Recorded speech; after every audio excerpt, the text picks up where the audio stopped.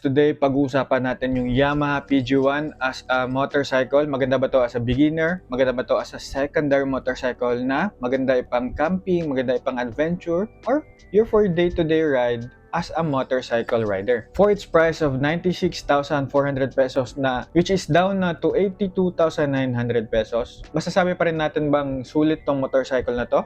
Especially if you're only a beginner motorcycle rider. Magandang pag-usapan to, kaya tara, let's go. Sa 83,000 mo for Yamaha PG1, meron na itong 114cc engine displacement. It is an air-cooled, 4-stroke, fuel-injected. Meron na rin itong 9 horsepower at 7,000 RPM of power and 9.5 Nm at 5,500 RPM of torque. Transmission naman natin dito is naka 4-speed semi-automatic gearbox. Fuel tank capacity naman is 5.1 liters sa underseat natin. While yung seat height naman natin is naka 795mm, yung ground clearance naman natin dito is 190mm.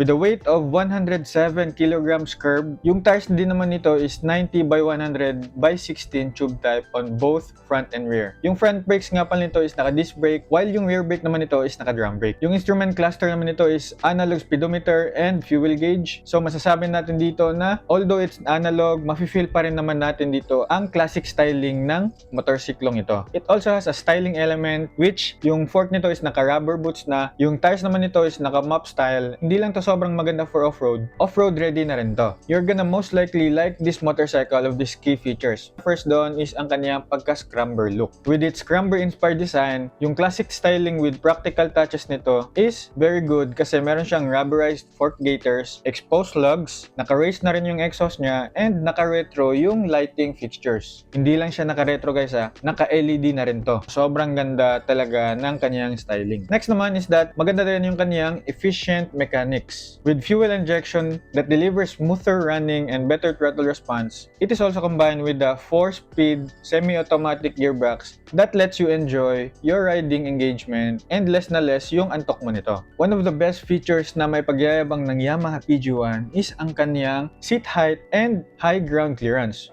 With a seat height of 795mm and yung kanyang high ground clearance naman is 195mm, this means also that it suits both for trekking, light off-road, and your day-to-day purposes if gagamitin mo to for your dailies. Last but not the least siguro na key features ng Yamaha PG1 is that its curb weight is weighing around 107 kilograms lang. Sobrang gaan, sobrang daling i-maneuver. If ever mahulog ka sa mga bundok-bundok na mababato ang daan, kayang-kaya mo tong pulutin and makapag-drive ulit and feels like nothing happened. With that said, sobrang ganda nito kasi mabilis and madali lang yung pag-handle mo nito and yung pag-adjust mo nito. Ngayon naman, pag-usapan natin ang advantages and disadvantages. Let's go first with the advantage. Siguro makikita ang maganda nito is that it is off-road ready. Its ground clearance and rugged design makes it ideal for provincial roads, which is sobrang ganda talaga to pang probinsya. Yun yung pinaka masasabi kong sobrang magiging target audience ni Yamaha PG1. But also, yung mga gustong magbakasyon and pumunta sa mga malalayong lugar na gustong mag-camping ba or alam mo yun, mag-motorcycle camping. And isa kaya yun sa mga ideas ko, kaya sobrang ganda ng motorcycle na ito. Next naman is that is ang kanyang great fuel range, which because yung fuel tank capacity niya is 5.1 liters na pwede mag-save sa'yo ng higher range if pupunta ka man ng mga malalayong lugar. Less yung pag-gas station mo, more than yung pag-road trip mo. And siguro yung last na masasabi kong sobrang may key feature talaga ni Yamaha PG1 dito is that for this kind of price, naka-retro styling ka na hindi tinipid. Sobrang ganda ng features niya. Sobrang ganda for off-road capabilities talaga. With this kind of personality and practicality, masasabi mo talaga itong motor na to is combined with aesthetics but also with durability. And if merong advantage, meron din namang disadvantage. First na maisip kong disadvantage dito is ang kanyang tall seat height. Although sobrang ganda niyan para sa akin because my height is around 5'10", riders under 5'4" may find it challenging, especially sa mga flat foot and ang mga standstill na road conditions. Next naman is ang kaniyang gearbox na naka-semi-automatic, which means meron tayong learning curve dito na kailangan aralin, which is kailangan mag-first gear, second gear, third gear, fourth gear for this kind of motorcycle. Is it friendly? I can say yes, but it could also be a challenge sa mga beginner na gusto palang matuto and gusto tong motorcycle to maging first motorcycle nila. Next naman is ang kanyang minimal tech features. Hindi na natin ito pagkakait, but for 125cc below kind of motorcycles talaga is wala pang ABS yung mga ganitong klaseng motorcycles. Although we want it for its safety, as a beginner, kailangan mo talagang timplahin yung pagra-ride mo or yung riding style mo and paano mo gamitin yung motor mo para hindi tayo nakadepende sa ABS feature nito.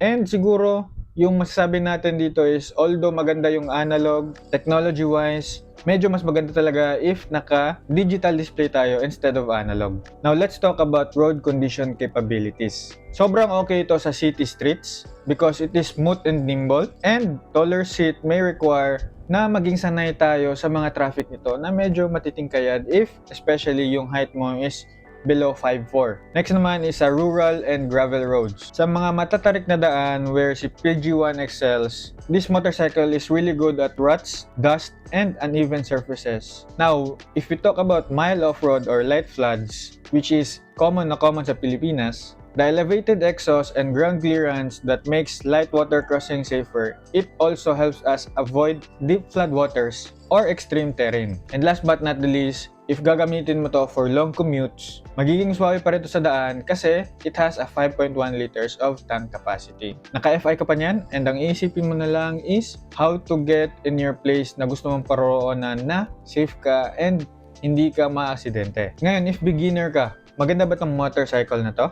Ang pinakamasasagot ko dyan is, although it has a seat height and hindi siya masyadong height-friendly sa mga average Pinoy heights, masasabi ko pa rin namang bearable tong motorcycle na to if you'll have one. If you're confident with semi-automatic motorcycles and comfortable with the taller seats, the Yamaha PG1 is manageable and it can be even beginner-friendly. If you practice in safe environment first, masasabi mo talaga tong, for a total newbie, this could be a good one and may have a little advantage with the scooter motorcycles. So if you're after personality and rugged charm, this kind of motorcycle is a great offer from Yamaha for you. Ngayon, pag-usapan natin ang verdict. The Yamaha PG1 is for those who want a bike with character and capability.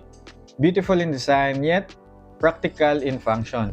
So sobrang ganda niyan kasi for its price, meron ka ng practicality, durability, and in any roads, it has its capability. If you want convenience and modern tech, then this motorcycle is not for you. But if your heart is calling for freedom, gusto mo ng mga mala off-road na galawan and a bike that is more than utilitarian, then the Yamaha PG1 is a great motorcycle option for you. At the end of the day, whether it's for daily errands, hustling and bustling in a city traffic, or rural weekend rides, buying the Yamaha PG1 is a very win-win for you as a motorcycle rider. Kasi nga naman diba, its simplicity, dependability, and retro charm can give you a lot of compliment and can give you a lot of time to preserve this motorcycle kasi sobrang ganda and mapopulong mo talaga ang lifespan nito for a very long time. It really is a great choice for everything from family errands to personal road trips. Kaya itong motor na to is isa talaga itong motorcycle na to na laging pinagtatanungan dyan sa comment sections ko. So if nagustuhan mo yung ganitong mga klaseng video,